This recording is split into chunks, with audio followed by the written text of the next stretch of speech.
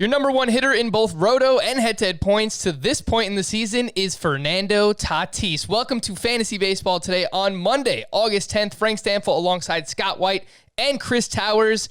Guys, are you ready to eat your words on Fernando Tatis? I don't know, man. This is really hard. We were talking about this before the show. He played his 100th career game today. And that means we still don't really know exactly who he is. We know Fernando Tatis is awesome, an incredibly skilled baseball player. I think it is fair to say one of the best baseball players in the league right now, certainly one of the most talented.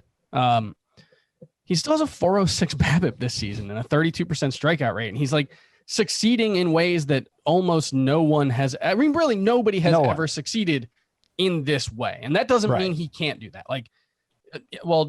He can't be a 400 BABIP guy. I'm sorry. Not year after year. I mean, we see occasionally a player will do that for a full season, but now we're asking him to do it for a second full season. But having said all of that, Fernando Tatis in the early going this season has done what we said he would need to do if he was not going to regress, and that is he has shown better skills, especially with the batted ball. He's still striking out 32% of the time, but he's hitting the ball a lot harder on average right now, higher barrel rate, all of those things. He is mostly earning the results when he puts the ball in play. And he's running, which we were worried he might not do all that much. And I mean, I don't feel good about it. What do you mean by good about it? About having him as a bust pick. Yeah, I mean, we were all kind of worried about him entering the season because in roto leagues, you had to use a second-round pick on him. Yeah. But at the same time, Chris, we acknowledged that if everything goes right for him, that was the last time you were going to get him in the second round. We knew that there was a chance he can perform like a top 5 player. And to this point, I mentioned it, I mean, he is the number one hitter. He's batting .333, 8 homers, 4 steals, 18 RBI, 14 runs scored. I mean, he is a 5-category contributor in every single sense of the word. He's hitting, he's like Aaron Judge, but he's an elite base stealer right now. That's what he's doing right now. He has a 97.8 mile per hour average exit velocity. It's ridiculous. He has a 24% barrel rate. He has a 68% hard hit rate. He is hitting the ball better than anyone in baseball right now. Scott. And, if he can keep doing that, it's not going to matter that he doesn't hit the ball as much as he does. I mean, he's not he's still overachieved to this point in this season. I feel confident saying the disaster scenario I was afraid would happen is not going to happen. He's probably going to live up to his ADP. I don't feel bad about calling him a bust because I think the risk relative to what you were paying for him didn't add up for me. And I don't think that process was a bad process. You're giving up other second round talent to get him. That was dangerous. There's always a possibility it could work out. It appears to have worked out. Despite calling him a bust, I managed to get him in a couple leagues myself just because, I don't know, I guess some others were nervous about him too. And he fell to a point where I was like, all right, the risk is worth it to me. So I don't regret the call. Looking back on it, I don't think we'll be thinking of it as a good call. Yeah. I mean, it's kind of like my Shane Bieber bust call. Where for me, that was as much about saying he was a bust as just highlighting the things about his profile. If Shane Bieber remains an elite strikeout guy, he's going to not be a bust. But he does have that flaw in his game that he gets hit too hard. It's just he may be good enough that it doesn't matter. And that happens all the time. It seems like it might be early to ask a question like this, but Tatis has played 15 games, so he is a quarter of the way through the season. At this point, Scott, if you were redrafting today in a roto league, how many hitters would you take ahead of Fernando Tatis? Oh, it's difficult to say off the top of my head. I'd have to stack them up. Probably like a dozen. I probably would still take like a dozen ahead of him. A dozen hitters or just a dozen players in general? Players. I mean, hitters, probably like 15 players total. You know what? Let me look at where I had him in my most recent trade chart because that would probably Yeah, because I was going to say, if you have 12 hitters ahead of him, that means like nothing has really changed for you because that would put him probably that would be probably right in the early to mid-second round in ADP. Right. I had him more like an early third rounder in my own rankings, though. Okay. So I wouldn't say nothing's changed. It's just, I'm not somebody who after 15 games is going to completely turn his rankings upside down. I don't think most people are. And this is the really difficult thing about this season, because a lot of people say, well, you don't have time to wait for someone to turn around.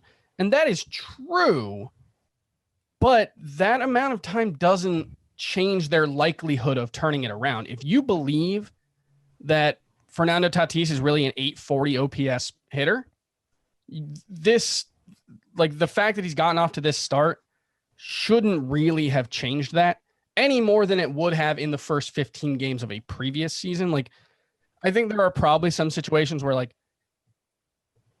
Christian Yelich did talk before the end of camp that he didn't feel like he was, fully up to where he would normally be. Maybe there are reasons like that to change, but like for the most part, you should still treat this like 15 games, and for some teams, even less than that. So, all right, we'll move away from Tatis for now, and I'm sure we'll talk about him a ton for the rest of the season, but there was a lot to get to from over the weekend, so let's jump right in, Susan. Oh, my goodness gracious. I'm going to stick in San Diego and get us started with the oh my goodness gracious player, and it's Dinelson Lamet. I mean, we had an idea of what his upside could be. It seemed like some people might have been a little more excited about him around the industry than we were, especially based on early ADP, and then he kind of settled in as like a mid-round pick. You can get him as your SP4, your SP5.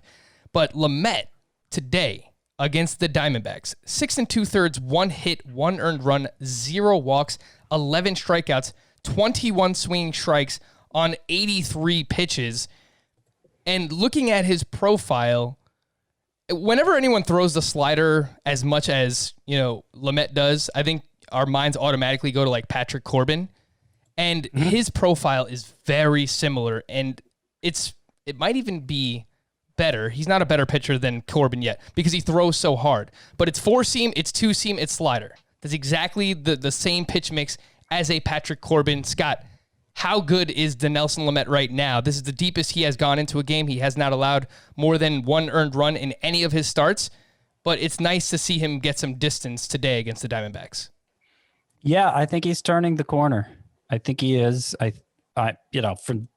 From now till he gives me a reason not to, I'm considering a must start, which may seem obvious, but that's not where he was at the beginning of the season. And I wouldn't put, more than 30 or so pitchers in that category. So he's joining them. We knew he had this kind of bat missing potential, but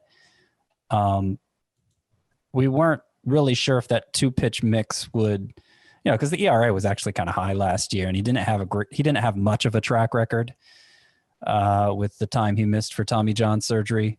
But I just it's working. It's continuing to work, and it's working better than ever. And yeah, I think he's in that must start category now. I'm really upset that I made such a wrong call, apparently, because like him and Matthew Boyd are the same pitcher, basically. Like one's a lefty, one's a righty. But everything else about them is pretty much the same thing. And I have a lot of Matthew Boyd, and I don't have any Dinelson Lamet. And boy, does that look bad right now. Don't worry, I'm right there with you, Chris. I still think Dinelson Lamet is very much the same guy he's kind of always been. And like obviously the sample size isn't huge there, but he is the kind of guy who I would generally, if someone was going to underperform their peripherals as a pitcher, his profile is the kind that would do it. Because he is so susceptible to the home run ball. He is susceptible to walks, and, he's had some split issues as well. And he has 2 pitches. It's a really tough profile to succeed with. And so I'm still a little skeptical of it. That is fair. I mean, the difference that I would make between him and Boyd is that Boyd just really doesn't have a third pitch, and Lamet doesn't either. According to Baseball Savant, he went 4-seam, 2-seam, and slider today. Oh yeah, I don't. That is kind of my thing. I don't consider like 4-seam and 2-seam distinct pitches. Like they are, but when you're talking about the depth of a repertoire, yeah, having two fastballs is not the same thing as a fastball and a changeup. I agree with that, but that's why I compared it to Patrick Corbin, because if you look at Corbin's pitch mix, it's basically 4-seam, 2-seam, and slider. And the thing is, Matt Boyd just doesn't have any form of a third pitch. He doesn't have like a second fastball he can go to. The improvements we were hoping to see from like the curveball and the changeup just haven't been there for Matthew Boyd. So he's basically just slider with a 91 mile per hour fastball, and that's just not getting it done right now. So, that's the biggest difference. I think I'm buying into Lumet right now. I haven't updated my ranks yet, but he's going to be, he's going to be inside my top 35, maybe even inside my top 30. So I'll make that adjustment.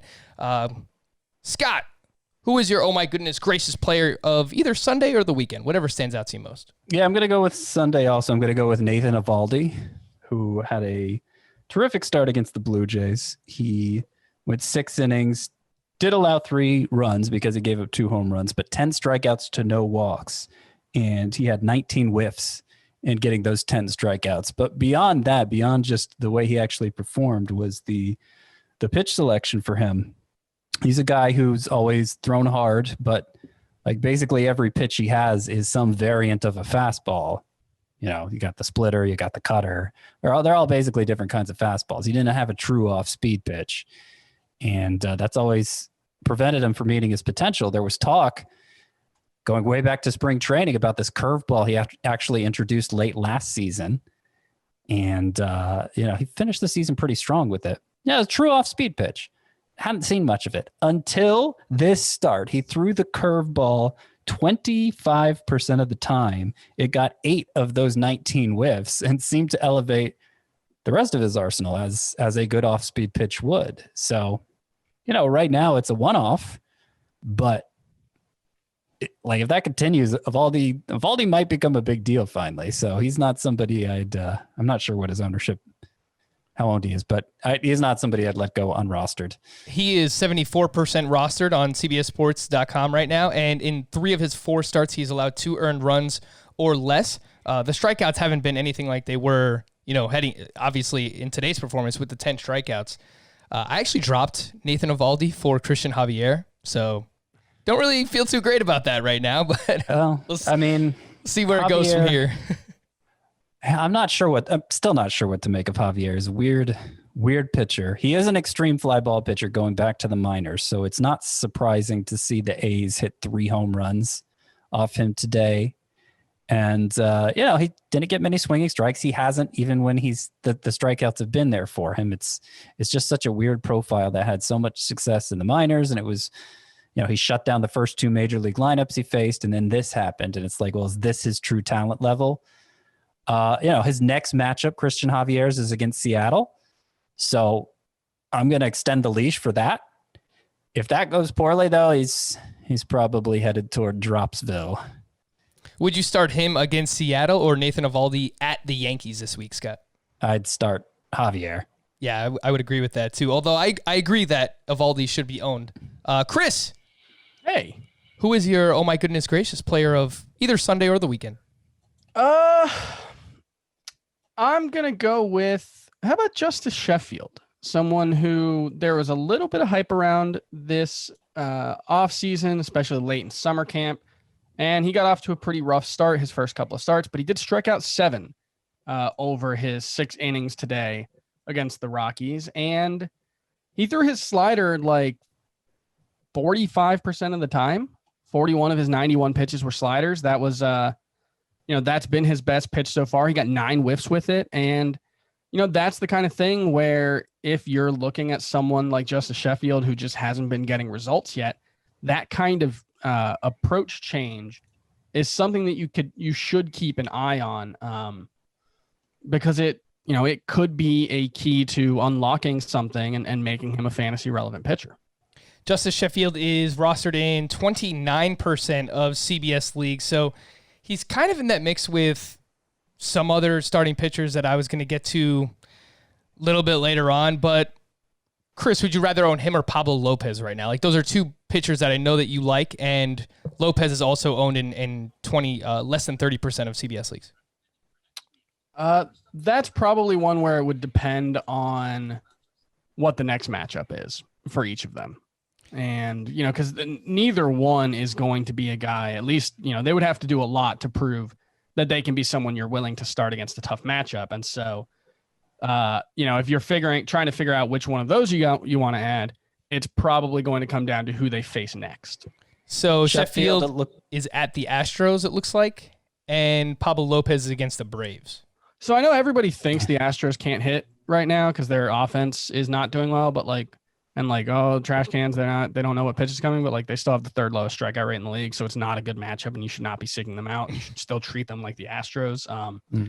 I might have Jordan Alvarez back by then. I wouldn't start either of those guys. Yeah. I don't think you should. Against those matchups. So who just has more upside in general, Chris, if you're just stashing one for upside?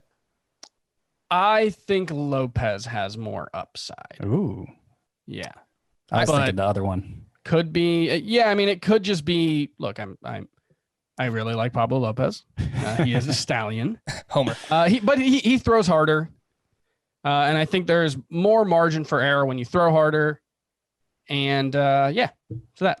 Justice Sheffield's velocity was down today on the fastball too. Yeah, that wasn't great. Something to pay attention to, 90.7 miles per hour on the fastball. He's normally 92. It's really about getting to the slider for Sheffield, him ditching the 4-seamer for the 2-seamer. It's just so he could get it over the plate more to get to his slider. So I'm not even sure I care about how the fastball looks for Sheffield. Yeah, I mean, the 0 walks is probably the biggest key to his line today. 7 strikeouts to 0 walks is great for Sheffield. So a name that you're probably, I'd say, put on your scout team for now if you're just in a 12-team league. Some news and notes. Oh, Chris, it was only a matter of time, my man. Giancarlo Stanton. Remember all the victory laps on opening day. Hamstring. Dunzo. Hopefully he's ready for spring training next year, Chris. The victory laps being Chris's. He took 8 victory laps, right? Himself. Chris. All I'm going to say is the people who told you can't draft Giancarlo Stanton because he's always hurt and he will never stay healthy were also the same ones who told you not to draft Aaron Judge and Carlos Correa, and you look really dumb if you didn't draft Carlos Correa and Aaron Judge right now. That's all. We're not going to talk about it anymore. He got hurt. That sucks. If you're happy that he got hurt, I'm not. No, I'm just saying this generally, to all the people who trolled me on Twitter and responded with the news and quoted me, you're a jerk. Stop celebrating this guy's misfortune. He's one of the most exciting players in baseball, and we don't get to watch him. That sucks. It does suck. And I am one of the people who also called Aaron Judge and Carlos Correa bust. So Chris is clearly talking about me, but don't worry. I mean, look, there's still time. I'm not rooting for it. I'm not rooting for it, but I'm just saying there is still time. So to I'm be not clear, Frank, yes, definitely not just you. Oh, no, I mean, yeah, there's a lot of fantasy people. analysts. Look, in a shortened season, I was very wary of injury prone, if that's what you're going to call it, but guys who have dealt with multiple injuries over the past couple of seasons, I stand by my position of those guys. There was value in drafting Giancarlo Stanton. He showed that while he was healthy. Hopefully this is just a short stay on the IL. Yeah, we don't even know how long it's going to be. So, 2 weeks is not good in a season of this length, but 2 weeks will also go by quickly. Scott, are you interested in anybody on the Yankees? It seems like they're probably going to mix and match DH for now. Yeah, Mike Tauchman's been playing a lot more, and he's not actually hitting well, but he has 4 steals. Yeah, it's very weird. And he walks a lot. Mike Ford started on Sunday against right-handed pitcher Charlie Morton. And I like Mike Ford too. Yeah. I in deep 5 outfielder leagues, I put in some big bids for Tauchman because I do think the hitting profile is better than he's shown so far, and if he's going to run some too, I mean, in that lineup, why not? Aaron Hicks is off to a terrible start, so it's possible he gets phased out a little here too. It's just, yeah, and I like Mike Ford, like you said, but it's not as clear the avenue to, I guess, DH, but we don't know how long that would last.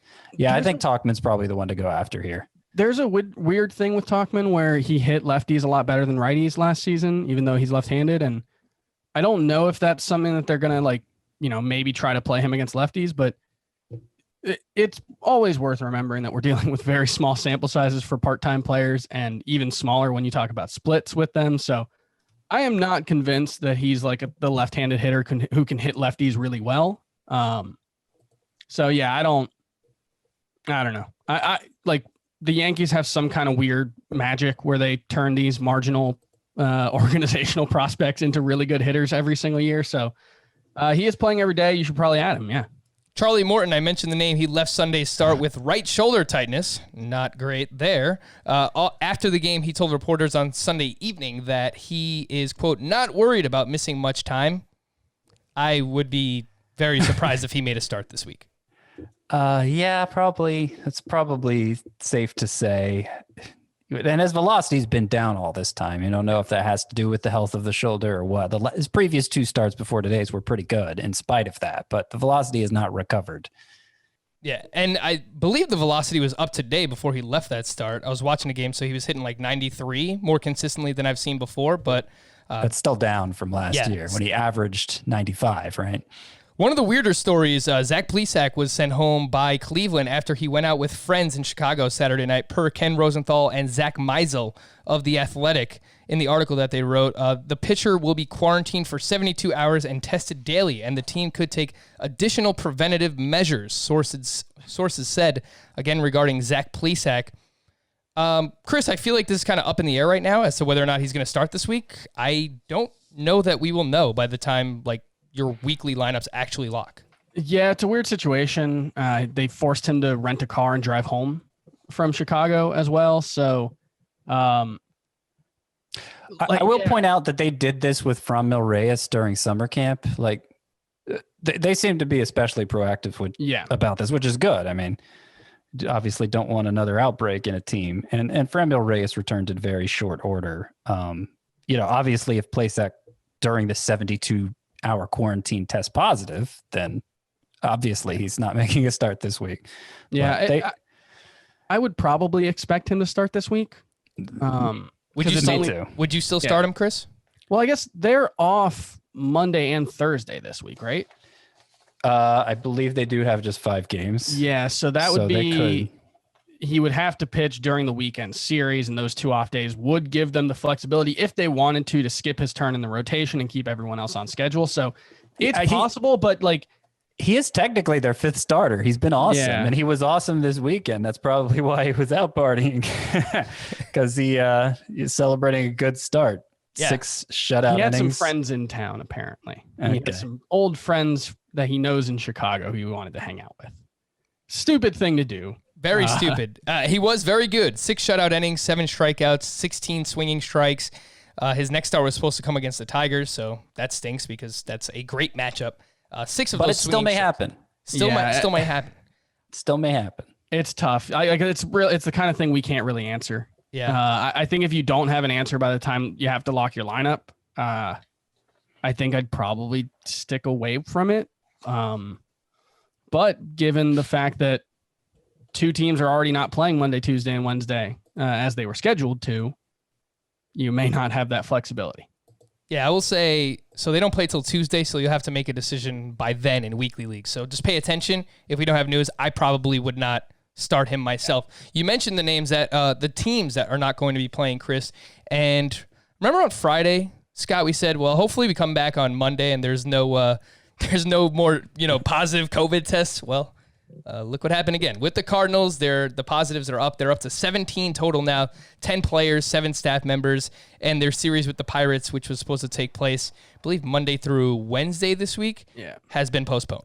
So the biggest concern there would be the 2 straight days with no positive tests, followed by a third with a positive test. It could be a false positive, but that would seem to indicate that it was still circulating, and or that this guy was, not symptomatic yet. It's just, this is the kind of concerns that you're dealing with. And they haven't played in 10 days, I think. They have not played a game in August. You're reaching a point where it's really going to be tough to make any of this up. I just don't know what's going to happen. I was watching the Sunday Night Baseball game, and I believe they said on the broadcast that if they were to return tomorrow, they had to fit 55 games in 48 days. And that obviously that's not happening. So yeah. And I know when the Marlins were shut down for a while, this became a talking point, and I think the eventual conclusion was that some teams might just have fewer games this season than others, which happens sometimes during regular seasons too. When usually it's a case where the standings won't be impacted, so they don't make up a rain out and the team plays only 160 games or something. But they may just have to go off winning percentage if it doesn't, if the calendar doesn't allow for more than that. But, getting to a fantasy context, obviously this means the Cardinals are at most playing 5 games this week because they were scheduled for 8. The Pirates, who they were scheduled to play first half of this week, are only going to play 4. So really, the Pirates are the team that are definitively impacted to a degree that you probably don't want to use them. But I don't think you can start anyone on the Cardinals. Right. We can't assume the Cardinals will be back for that doubleheader against the Tigers on Thursday, and we can't assume they'll be back for their 3-game series against the White Sox to close out of the week. So those teams are impacted too. I mean, the Tigers are playing 6 games even if that doubleheader is canceled, so they're probably fine. The White Sox would have only 3 if their series against the Cardinals gets canceled. So this is going to start causing, like, the Marlins, I think at one point will finish the season with like a 27 games in 23 days stretch, or something wild like that with no days off. And this stuff is there's been a lot of injuries and a lot of closer issues and uncertainty all around. And this stuff is just going to keep getting compounded. It's going to be even more difficult moving forward to keep track of things than it has been so far, unfortunately. Madison Bumgarner was lifted Sunday due to back spasms. I don't know. Well, maybe that is what he's dealing with, and that's why his velocity is down and why he's getting crushed. But 4 miles per hour. Like this is one that nobody can even victory lap. Like none of us wanted him this year, and it's not even like you can't even say you got it right because nobody thought he was going to be throwing 87. It's genuinely sad too because it's someone who's been around for so long. No, you can. No, you didn't say. You didn't say Madison Bumgarner was going to be bad because he was throwing to 87 miles an hour. You said he was going to be mediocre because he threw 91 or 92. That's a completely different thing. And because he was leaving San Francisco. Yeah, but but still, even if he was in San Francisco and he was throwing 87, he wouldn't be good. So this is just, it's a completely unforeseen circumstance. I mean, still, when I go back after the season and look at my sleepers, breakouts, and bust column, I just tally result. Look, Greinke's throwing 87 right now, and he just threw a quality start over the weekend. So it's not impossible. Scott, would you drop Madison Bumgarner right now, who is 92% owned? 2 games in a row where he's been destroyed, and it wouldn't surprise me if maybe he lands in the IL now with this back issue. Yeah, I don't see much reason to hang on to him. My one remaining hope for him was that, he just needs more time to get the velocity back, but there hasn't really been any kind of improvement there, and absolutely can't start him, obviously. So it would have to be like an NL only league, I think, where I'm still holding on to him. Nick Goody has been unavailable the last couple of days due to tightness in his lower back. Raphael Montero picked up saves on both Friday and Saturday, just thrown right back into the fire. So if you are desperate for a closer, or if you need to spend some fab to get him, Raphael Montero looks like the guy. Corey Seager remained out Sunday because of lower back discomfort. Apparently, Dave Roberts said he is not considering the IL for Seager at this time. 2 players who did land on the IL this weekend: Mike Mustakis with a left quad bruise, retroactive to August 6th. Josh Donaldson with a strained calf, retroactive to August 4th, which kind of makes Marwin Gonzalez interesting because he's only 12% rostered, and he has 3 different position eligibilities. Scott, I think if you lost Donaldson, I wouldn't mind just picking up Marwin Gonzalez because you get another player in the Twins lineup. Yeah, I mean, depending on the depth of the league, probably in those 15 teamers, you might not be able to do much better than that. But there's not a lot of hitting skill there. The Twins probably aren't going to start banging on trash cans. I think is the appropriate way to put this. That was the one year he was like mixed league relevant. Yeah, the year of the trash can banging, where he seemed to be getting among the most bangs. Last but not least, Max Scherzer is scheduled to make his next scheduled start on Tuesday against the Mets. So finally, some good news regarding injuries. All right, we have a lot of performances to get to from over the weekend, so I'm just going to jump in. And with this first group of names, I've tried to group all the names together. and figure out what do we do with these performances. So Blake Snell has yet to throw more than 3 innings in any of his starts. He's gone 46 pitches, 53 pitches, and 59 pitches. Scott, I know his name is Blake Snell, and he just won the Cy Young 2 years ago. Not 2 weeks ago. But, I mean, I don't think you should be starting Blake Snell right now until we kind of see him go at least 5. I mean, they're just ramping him up so slowly right now, Scott.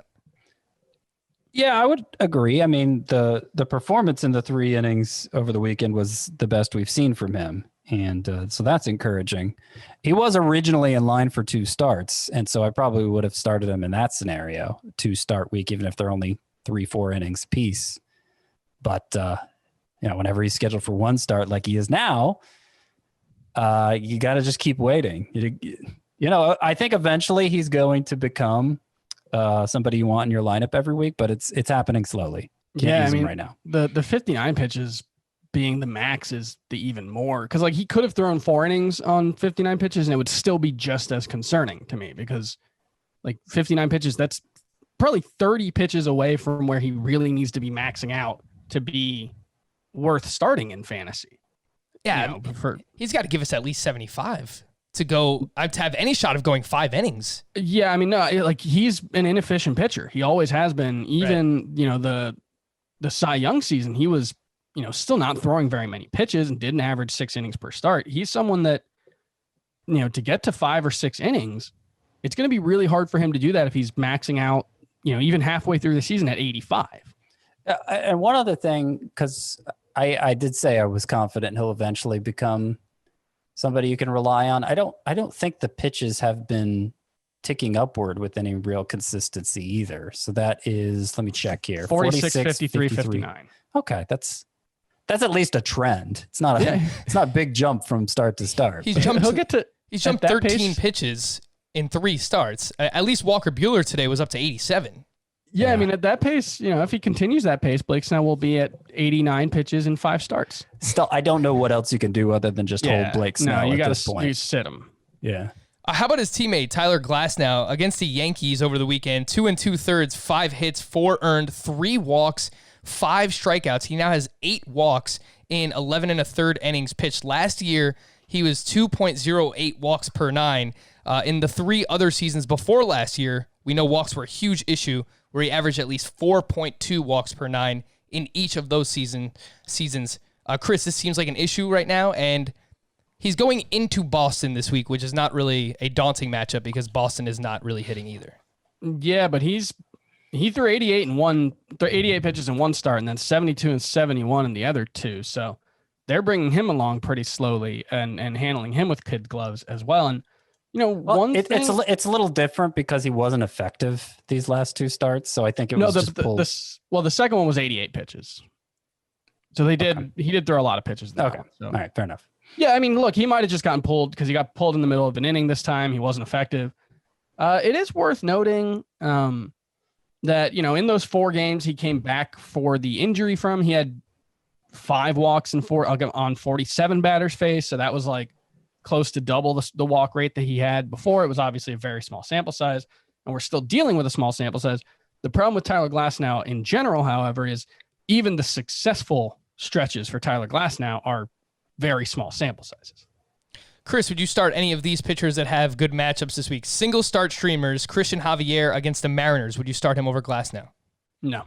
Framber Valdez against the Mariners, who had a great start over the weekend. Nope. No, I mean, I like Framber Valdez. I think he's someone who should probably be added in pretty much every league if he's available. But no, I would still rather have Glasnow. The upside's so much higher. Anthony DeSclafani against the Pirates. That's another one I'd rather have Glasnow. You're gonna have to go pretty far up, I think, to get to where I would sit Glasnow. Yeah, me too. It's probably worth talking about Framber Valdez since we brought him up, or should we wait? Do you want to wait until later in the show? Yeah, you could jump right into it. Yeah, Framber Valdez was over the weekend against the Oakland A's in Oakland. 7 innings pitched, 2 runs, only 1 of those were earned, 1 walk, 9 strikeouts. 9 strikeouts, yeah. He only had 9 swinging strikes, but I don't know that that's really the metric to focus on with him, because the biggest and best thing Framber Valdez does is get ground balls. His ground ball rate so far this year is 55.1, which would have been the third highest among qualifiers last year. So we're talking extreme ground ball ability. And by the way, that's actually lower than his ground ball rate usually is. So it could get even better from there. When you're getting ground balls to that extent, you can't kill yourself with walks, which has been an issue for him in the past. You only need to be like an average strikeout pitcher to be a real asset in fantasy. And he's shown the ability to do that in the past. Obviously, he struck out 9 in this game. Astros supporting cast. I mean, it could all go. There was a stretch in the middle of last season where I had a couple starts like this, and I was banging the drum for him pretty hard, and it fell apart pretty quickly. And maybe it will again this year too. But Mariners next time out, maybe this is the year he takes off. And to be clear, like strikeouts were part of his game in the upper minors. He had a 27% strikeout rate in AA and like a 31% strikeout rate in AAA. So, it's possible that he's better than what he's shown in the majors in that regard too. Scott, I thought that there were a few names that really emerged on the waiver wire in terms of starting pitchers from over the weekend. So I'm just going to throw all these names together, and you tell me which one or one or two that you're most interested in adding right now. Framber Valdez was one of them. He's only 37% roster right now. Dylan Cease, 5 shutout innings on Friday. He goes up against the Tigers this week. He is 48% rostered. Chris Bassett, 7 innings, 1 run against the Astros on Friday. He goes up against the Angels. He's 56% owned. Austin Voth against the Orioles this weekend, 5 shutout innings, 5 strikeouts. He goes up against the Mets. DeSclafani is someone we've talked about a lot so far, and Spencer Howard made his debut on Sunday. Wasn't really great, but obviously a hyped-up prospect. Spencer Turnbull, very good on Sunday, 7 innings of 1-run ball. Pablo Lopez and Shoemaker. So Shoemaker, Lopez, Turnbull, Spencer Howard, DeSclafani, Valdez, Bassett, Cease, Voth. Who are like the 2 or 3 that you're most interested in? Yeah, there are 3 that stand out to me above the others. Okay. And that would be Howard, just because of the pedigree. Big prospect getting called up, and so debut, but whatever. There's plenty of upside there. Let's take a flyer on it. Valdez, who we already talked about. And the third one for me is Matt Shoemaker, who got 17 strikes in that start against the Red Sox. I liked him already. I liked him as an efficient pitcher who seemed to get a lot of weak contact. And really, I don't think we've seen the full extent of his upside, because since he became so splitter heavy, splitter being his best pitch by far, one of the best splitters in baseball. And since he became splitter heavy a few years ago, he kept getting hurt. So he's healthy now, obviously. He featured the splitter high even by his standards in this start Sunday, and we see the result. He missed a ton of bats. If he's doing that, he's going to be a success. So those are 3 who I think you could pick up, plug in right away, and hope to get good results. Some of these others like Cease and Turnbull, not sure about Voth, but they haven't seen a lot from Voth yet. And then Bassett also. Really, I mainly want to talk about Cease and Turnbull. I feel like it's been fool's gold for them so far. Like Cease having that matchup against the Tigers this week. Okay, I could see picking him up as a one-off, but his profile especially, it's going to depend on him missing bats, and he just hasn't done a lot of that, even as he's been decent the past 2 times out. Yeah, just 8 strikeouts to 6 walks over his last 2 starts for Dylan Cease.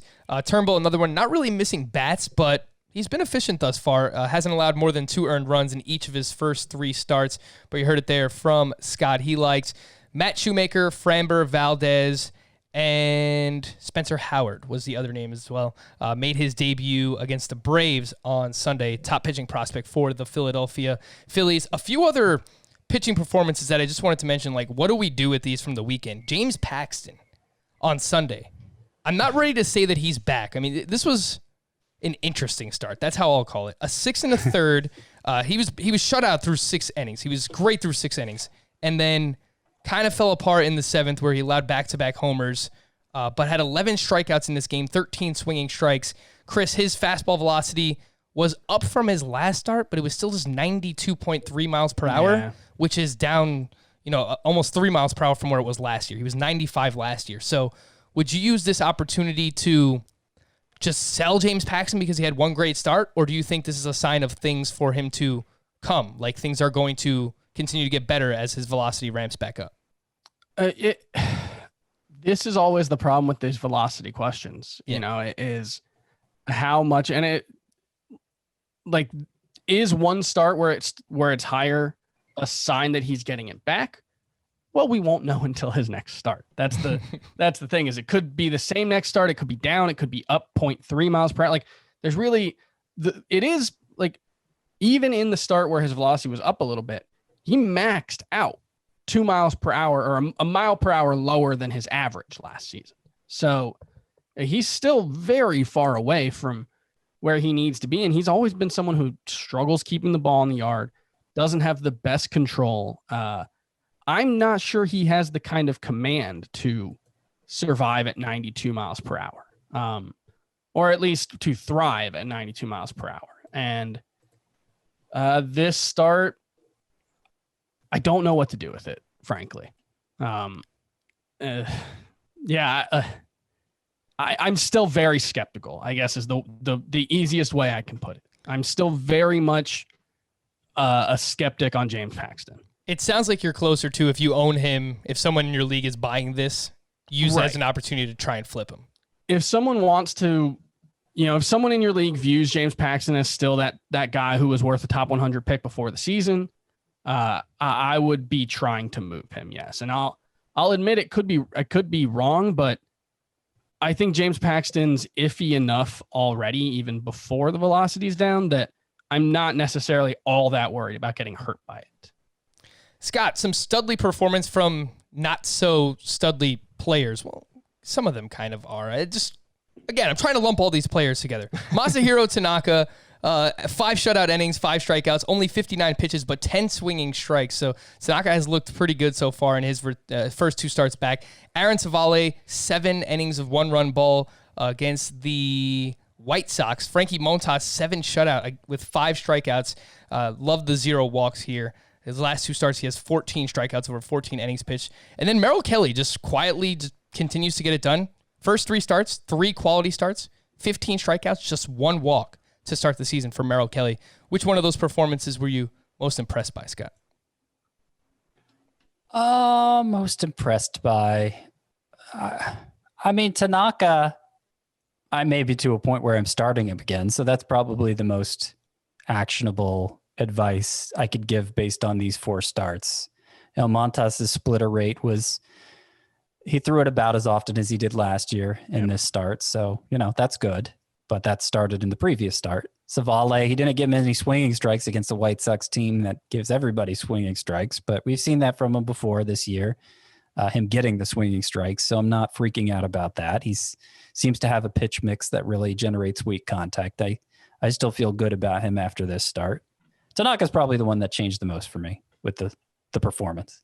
Quickly promote a few things. Sign up for our newsletter, cbssports.com/newsletters. You can sign up for the Fantasy Baseball Today newsletter, the Fantasy Football Today newsletter. Chris, I know that you're doing a lot right now with both of those. And you have something coming soon for Fantasy Football, or are we not doing that yet? Well, you mean the draft guide? Sure. Yeah, Fantasy Football Today draft guide. Go if you're getting ready for your fantasy football drafts. We've put together it's like a 32-page downloadable, printable guide that's got consensus rankings for PPR, non-PPR, half PPR, positional tiers, strategies from all of our experts, where they actually tell you like what their 5 rules for drafting is, what their strategy, and their sleepers, breakouts, and busts, and a round-by-round guide that will tell you everything you need to know about every player. So really excited about that. And Fantasy Football Today newsletter relaunching sometime maybe today. I'm just being told, waiting to be told, and I'm really excited for that one. As soon as it's out there, I think it's going to be an absolute must read for anyone who wants to keep up with fantasy football. And obviously Fantasy Baseball Today gets the best work from these fellas and occasionally myself right in your inbox every morning. And along with listening to Fantasy Baseball today as part of the CBS Sports Podcast Network, we mentioned Fantasy Football today. Check out all of the CBS Sports podcasts. First Cut is crushing it with golf right now. You have Pick 6 with Will Brinson and the crew, cbssports.com/podcast. Make sure you subscribe to all of those as well. All right, we'll take a quick break. When we come back, we have some more waiver wire. I want to talk about some deeper league starting pitchers, some hitters. Are they back? Jesus Aguilar. Is it for real? We'll talk about that here. Fantasy Baseball today. Welcome back to Fantasy Baseball today. I just want to look at some deeper league starting pitchers, some pitchers that have been pitching well, and just find out whether or not it matters. Zack Davies, yes, Zack Davies. 5 2/3 innings pitched, 0 earned runs, 6 strikeouts against the Diamondbacks. He's changed his pitch mix this year. He's lowered his sinker usage like 15%, and he's using his secondary pitches more. His next start is against the Dodgers. Don't think you want to use him there. Jake Arrieta. 6 shutout innings with 6 strikeouts against the Braves. Antonio Senzatella of the Rockies. 6 innings pitched, 3 runs, only 2 of those were earned. He's lowered his fastball usage this year, and he's throwing his secondary pitches more as well. He's allowed 2 earned runs or less in all 3 of his starts. And then Kevin Gausman. Gosh, it feels like the fantasy industry has wanted him to be a thing for so long. But against the Dodgers on Sunday, 6 1/3 shutout innings, 6 strikeouts, 11 swinging strikes on 80 pitches. And of course, he got Kaplered because he wanted to go deeper into the game, and Kapler didn't let him. He was averaging 97 miles per hour on the fastball and 86 on his slider. Whereas in his career, that's been like 93, 94 on the fastball and like 83, 84 on the splitter. So, Chris, I'll go to you first. Gausman, Senzatella, Arietta, Zack Davies from over the weekend. Any interest whatsoever? More so for deeper leagues. Some interest, probably less so in everyone except Gausman, because I am a member of the fantasy baseball industry, and thus I am irrationally interested in Kevin Gausman. I thought he was going to be a potential ace. But look, he pitches half his games in San Francisco. He throws hard. He throws that splitter a lot, and he'll have the occasional good game. I will be starting him in one league this week. So there you go. Kevin Gausman, possible streamer. I think we're praying for you, Chris. I don't feel great about it. Not going to lie. He's been sneakily good all season. This was his 3rd good start in a row. He's been missing a ton of bats. I think he had 11 swinging strikes in this one, 15 combined strikeouts in 9 2/3 innings the previous 2 starts, 14 swinging strikes and 12 swinging strikes in them. I don't know. I mean, this was the first start where he was allowed to go long enough to get a quality start. And I think it's going to get, it was against the Dodgers. I think it's going to attract the most attention for those reasons. But like, this has been something I've been monitoring for a few starts now. And I think he's clearly the most exciting of this group. Yeah. I am keeping an eye on Antonio Senzatella. The odds are obviously against him pitching for the Rockies, but his curveball was getting some hype back prior to the season. Of course, he's a Rockies pitcher, so I wasn't really caring, but it's been his best pitch. It's new, and it's been his best pitch so far, and he's gotten good results. So I don't know, something to keep an eye on. I'm not making a move for him, but Antonio Senzatella, I am monitoring his progress with that curveball. So Gausman, definitely paying attention to, and Senzatella to a lesser extent, but on the radar. It's just the odds are against him pitching in Colorado. Jesus Aguilar, someone I teased before we hit the break. I don't know if we can confidently say that he is back yet, but he is doing things differently this year than he's ever done before. And not just during his breakout season. He had 2 more hits on Sunday, including a 2-run homer off of Jacob deGrom, who is arguably the best pitcher in baseball. And entering Sunday, he was striking out just 23% of the time, 27% line drive rate, 41% fly ball rate, and a 51% hard contact rate. And his StatCast page has a lot of red. Scott, I'm pretty bullish on him right now. I rushed out and picked him up in a couple of leagues today. He's 27% rostered on CBS. Is Aguilar back, Scott? I'm not ready to say yes, but I think it's probably an appropriate time to pick him up just in case. Yeah. I mean, I liked the data 2 years ago. Obviously, when I was buying into him heading into last year. I was buying that 2018 as a breakout, and obviously he didn't deliver on it, but he still did some things really well last year. The walk to strikeout ratio for a purported power hitter was still good. He didn't hit the ball as hard, and it seemed to have an exaggerated impact on his numbers. Like I'm more curious about what went wrong for Aguilar last year at this point than I am maybe what's going on with him this year, which is bouncing back. So the tough thing is he's played 10 games? Yeah. And so he has an even smaller sample size. And it's not like when you look at like the plate discipline data, he is not striking out at all, but he's swinging at pitches at basically the same pace inside the zone and outside of the zone. So it's not like he's, decided to stop swinging at pitches that he can't hit. He's just making contact now. And maybe he had a low strikeout rate last year, too. Right. This low. Right. But it's 13% would be like he would be a must start player. Altuve, 13% power hitter. So that I'm not quite buying, but you should add him. I've got him in a couple of places, and I'll be starting him probably. It's he's showing enough right now that it's definitely worth taking a look at. He's batting third. Not a great lineup. Even when they were winning games, they weren't doing much offensively, but I think, go ahead, Jesus Aguilar. Look, I've got to start someone for Paul Goldschmidt, and it's either in a couple leagues, it's either him or CJ Cron, who I'm going with. Well, Chris, are you more excited about what Aguilar has done to this point or Miguel Cabrera, who has 5 hits over his last 3 games? And it seems crazy because he's very old, but 3 of those hits on Saturday, he had 3 of those hits on Saturday, and one of them was a home run, and his batted ball data on StatCast is great right now as well. Granted, small sample size. I mean, the thing with Miguel Cabrera is he never stopped hitting the ball hard, even when he was bad. Like in 2018, tiny sample size, he had a 94 mile per hour average exit velocity. 2019, he was 90.3, 44.7% hard contact rate. The problem for Miguel Cabrera, and this is something that I think, Saris pointed out, I believe he has I want to get the number or the stat correct. I believe it was the deepest average infield alignment of any player in baseball. And that's just because he's really slow. And you can play deeper when the guy that you're trying to throw out is really slow. And so I think that's going to be a drag on his BABIP and his batting average. And I think that will explain why he seems likely to underperform his very, very good expected stat numbers as a result of that. But there's probably not nothing there. I think I would rather have Aguilar, though.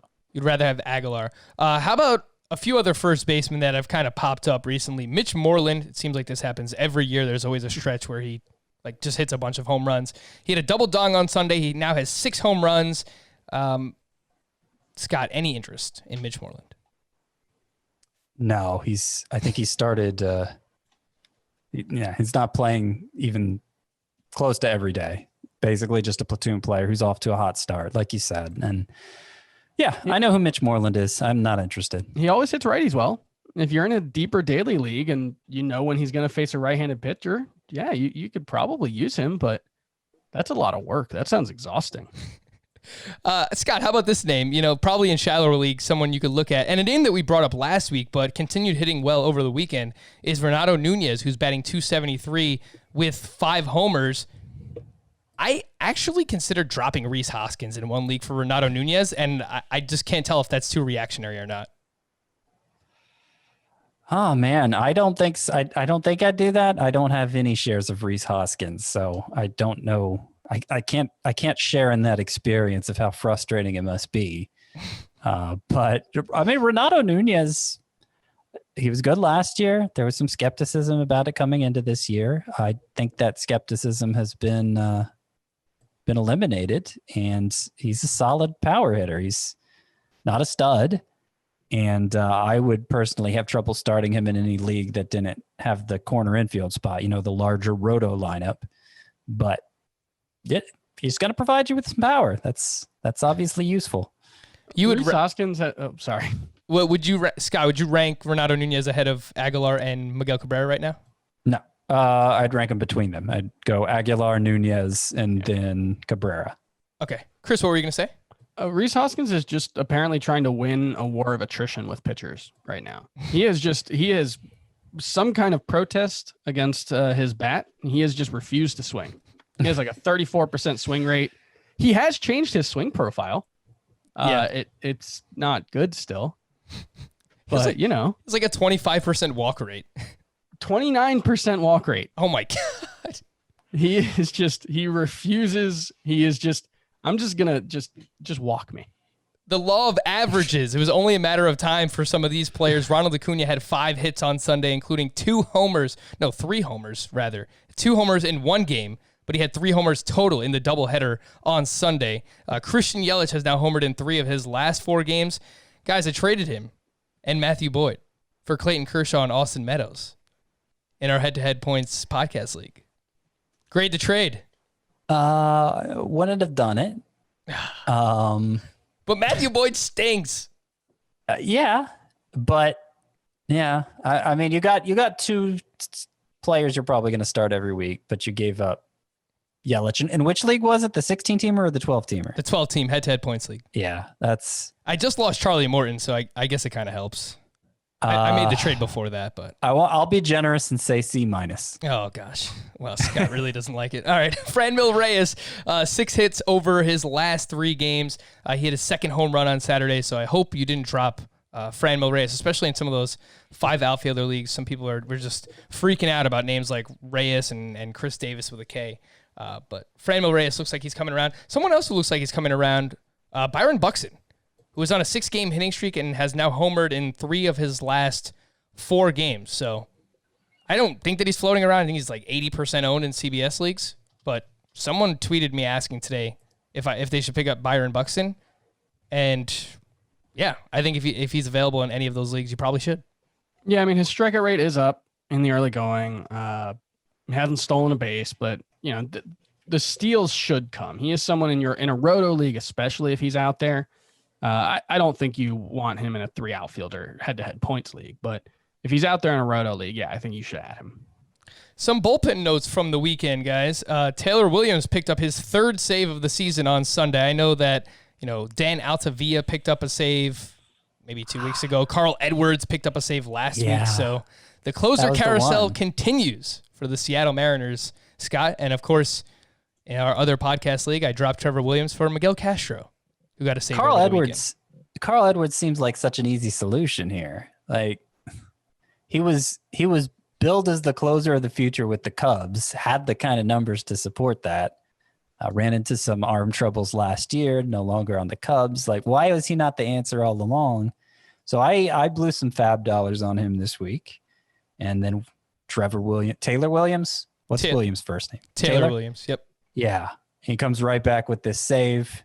Struck out 3 in an inning and a third, and still looks like the front runner there for the Mariners.